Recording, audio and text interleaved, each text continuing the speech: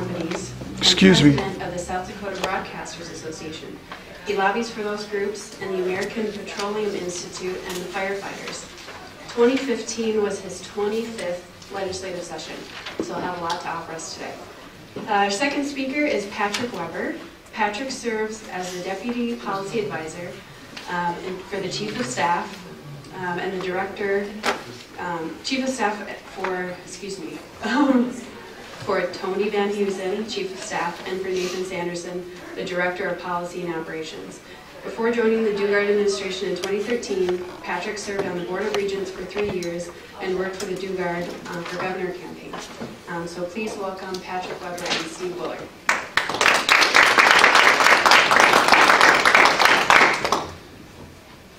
Hi everyone, I'm Patrick Weber. Ellie was really nice to ask me to help with this, and so when she asked me to teach you about lobbying, I actually found someone who knows about it, Steve. And so, when I had first started doing student government stuff, Steve had actually taught us how to lobby and did a really nice job, really explained the process well, and so I asked him to help me today.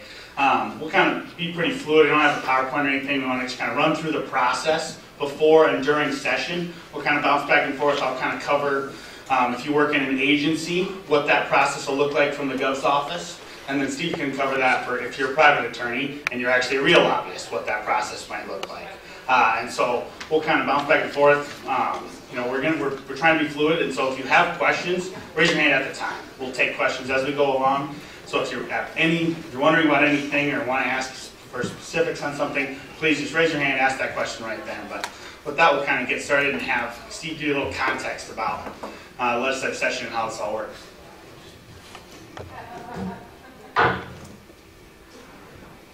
Morning.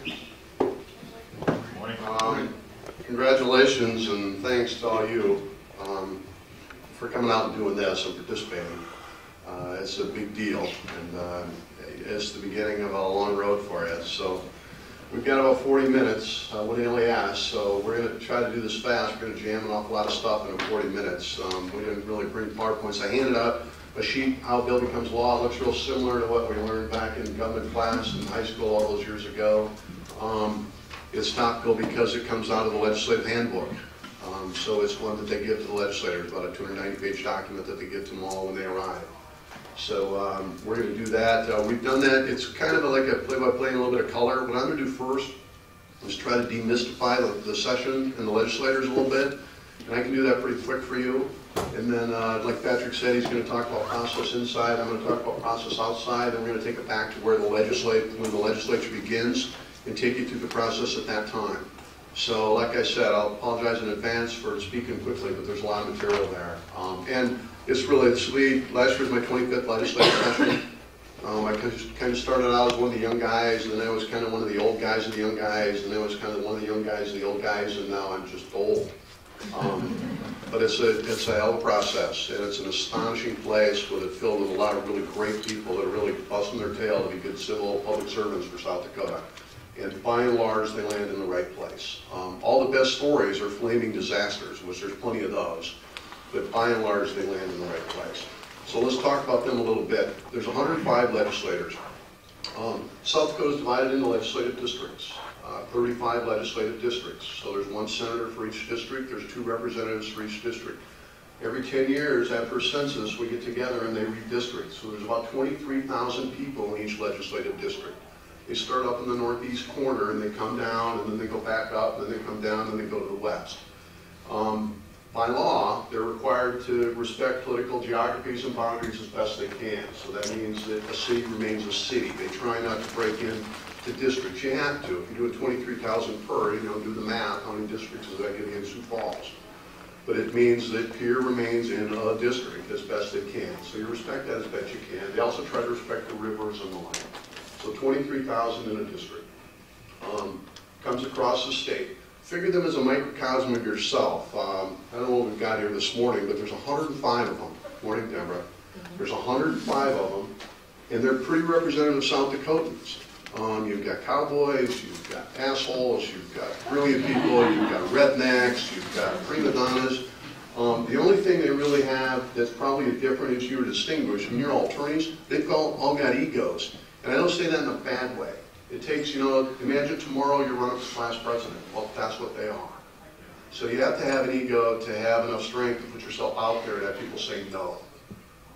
Which means for our purposes, it just means you've got to elevate your game a little bit, because not only does that weigh on an awful lot of the people that are qualified, but it means that the ones that there, not only are they smart, but the voters have validated to them how smart they are, so they know they're smart. Just ask them. So it changes the game a little bit, not in a bad way.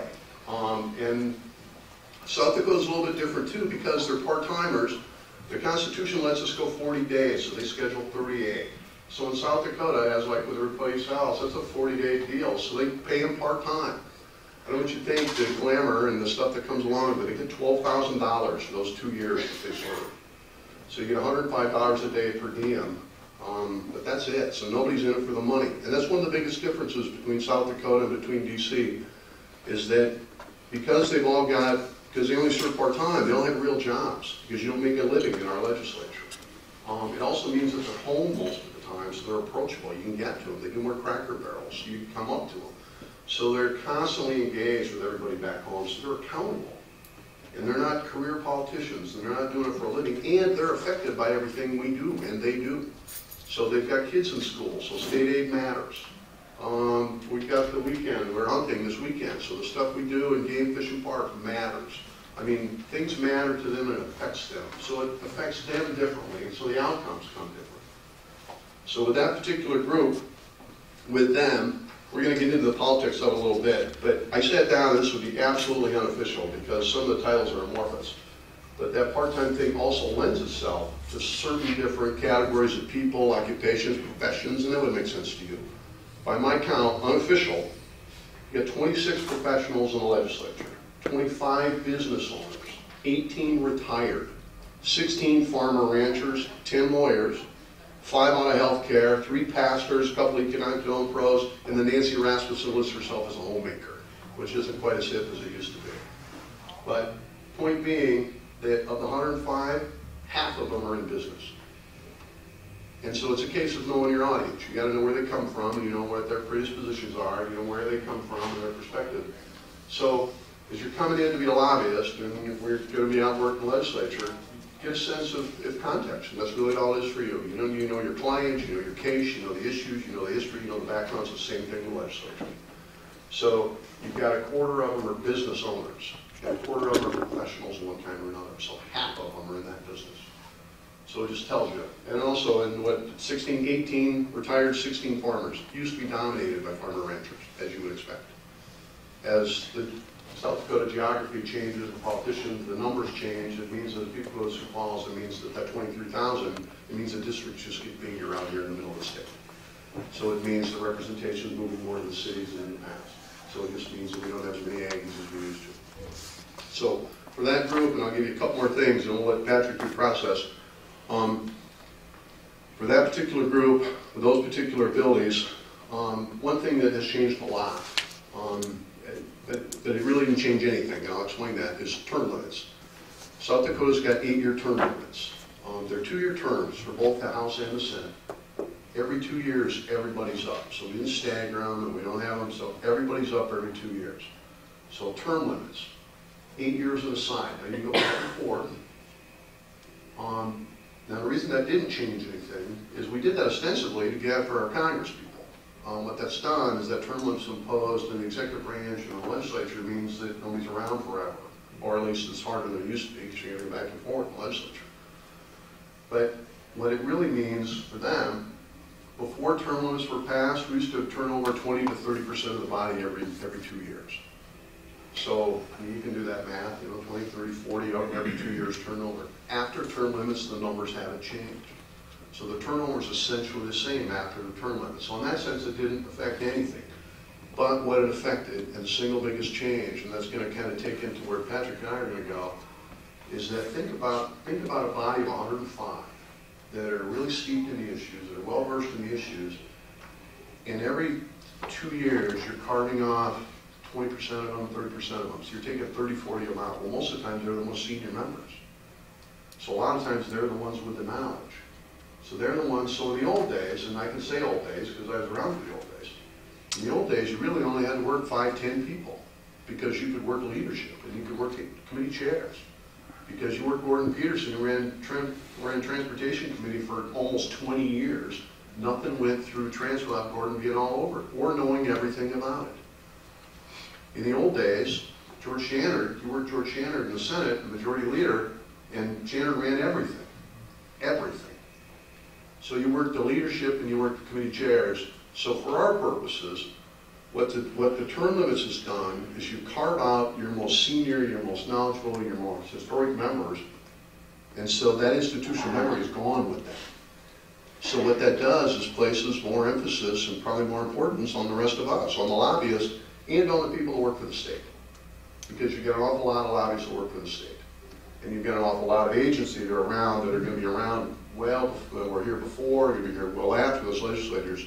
So what's happened is that we've become more critical of the process than we used to be. It means that one person with 20 years of institutional knowledge not only isn't there, but it means that that knowledge that they had is going along with them. So that falls to us. So Patrick's going to talk about their process and what goes on inside, and then I'll talk about our process, and then we'll take you right to the legislature. So think about your audience, because it's one you guys can thrive in. So.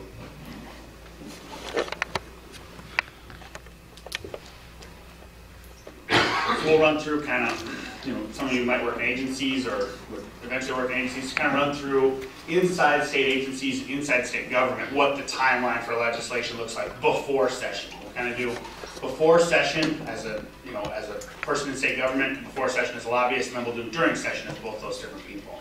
And so starting in the summer, if you're an agency and you work in the Department of Revenue, you'd probably first start in the summer, early, probably, and this is an ongoing process. Look for ideas or places where things need to change. Identify issues with the law. Maybe a law is outdated, maybe it involves, too much bureaucracy, maybe the process needs to be simplified, maybe there's some various issue with the law. You can identify those early on. Probably have a list. In the summer, agencies would sit down with their team, sit down and say, which of these do we need to fix? Which of these are the highest priority? Which of these can we actually get done as an agency?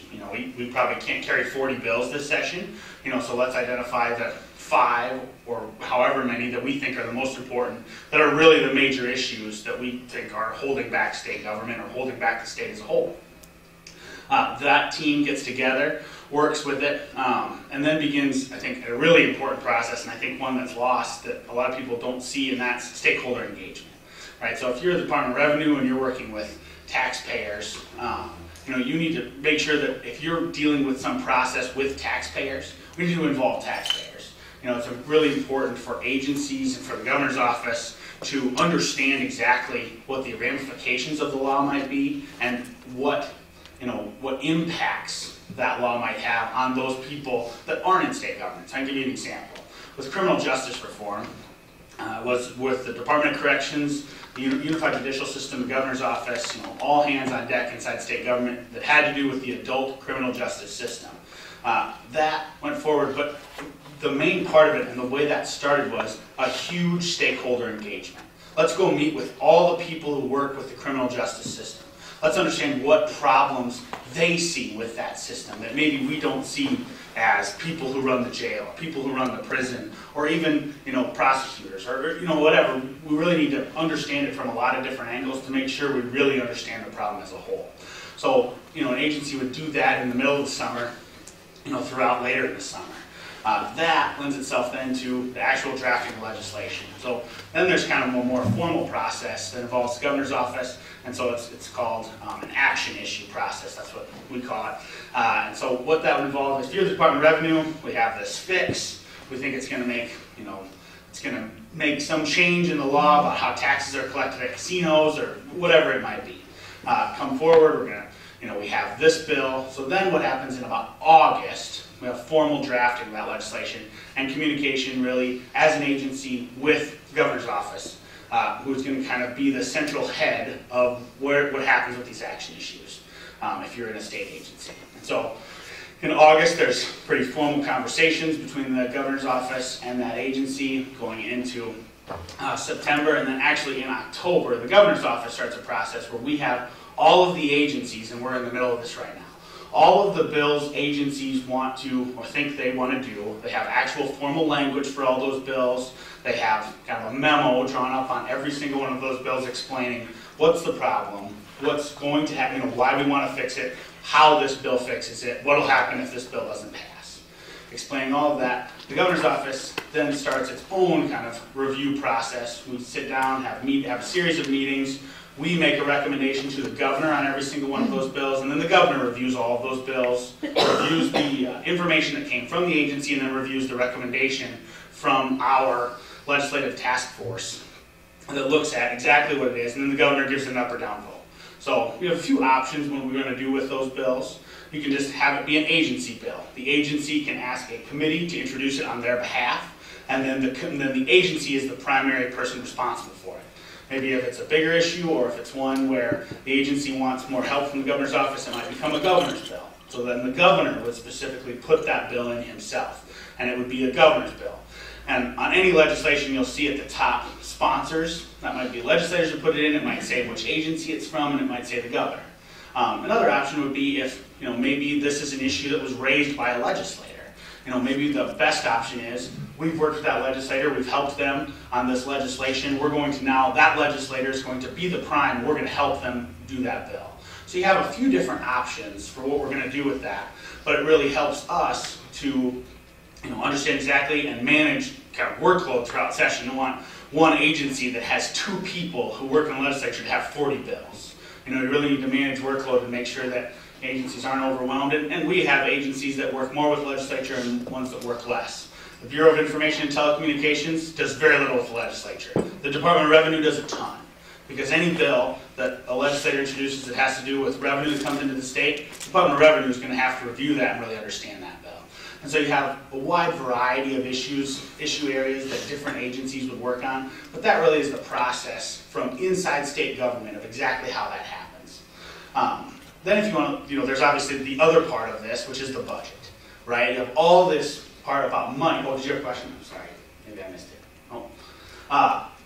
All these bills, any bills that have to do with money, have to go through the budget process, which is a separate process from our action issues process run by the Bureau of Finance and Management. It's actually in a pretty similar timeline in August. The Bureau of Finance and Management sits down with individual agencies, talks about their budget, and that's where agencies start their conversations about, we want to do this new program, maybe it's a scholarship program, whatever it might be. Here's how much it would cost, and here's what we want it to be in the governor's budget.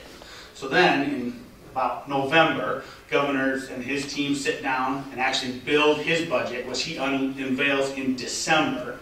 That's the governor's budget address.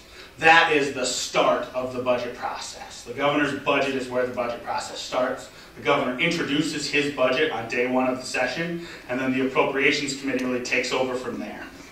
They do a full review of all the agencies, and it goes forward from there. But that early budget process starts there. So you have kind of these 2 parallel tracks, action issues and the budget, both kind of taking place in August, starting in probably August formally, and then ending in about November or December when we're actually going to get ready for the legislative session. But that kind of gives you an idea of in-state government, what to expect beforehand if you're in a state agency.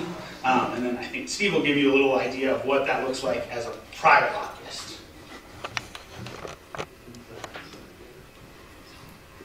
Inside, outside. There's a couple of significant differences for those of us that are working the same. The process is similar, the timing is similar. There's a couple of big differences that you get, and that's why I'm glad Patrick and I are doing this together, because we can give you 2 different perspectives. I sit down at the end of every legislative session with my other lobbyists, and everybody's got lobbyists. There's lots of them. We'll talk about that when it comes up a little bit. But you sit down and you talk about the things that are unfinished, the things that we think are coming back, the things that we didn't get done, the things that blew up, the things that were passed that we're going to have to figure out how to deal with. We always sit down in March, April, sit down and talk about, okay, and start the planning for the next year at that time. And it's all pretty fresh because at the time everybody's pretty tired and bruised, and you can sit and have that conversation. But we always start in the spring. And then usually government, I don't say this in a disparaging way, government is our last resort when we're trying to figure out a fix for us. When you sit down with your trade association or with your counterparts or with your other lobbyists, an awful lot of times you're just trying to figure out how to fix a particular issue. You've got something that's just kind of niggly, or you've got a problem, or you've got, if something's of high consequence, absolutely. But a lot of times you're just trying to figure out how to streamline, how to create efficiencies, how to create opportunities, how to not discourage activity, behavior. You're just looking for ways to get more work done in the most expeditious fashion you can. So usually when we sit down, the first conversation is always, well, how can we do that ourselves? Can we just do this thing ourselves? And try to figure out an answer that is a lot easier to manage than it is doing the stuff with the Gov's office or one of the other agencies. Short of that, and it's the same thing, it would be just as if you sat in a room today and said, okay, you know, what's the single best thing we could do for the bar going forward? You know, you get a whole raft of ideas, and you vet them amongst yourselves, and you try to figure out a solution to that. Well, if the solution is something you could accomplish, that's where you're going to try to go, if you can do that. But it says, look, we just need more coin, or we're going to need to reorganize, you know, or we're going to have to take on, you know, something that USD's doing with the school, then, you know, you're going to go to the legislature. So it's not dissimilar than you would yourself.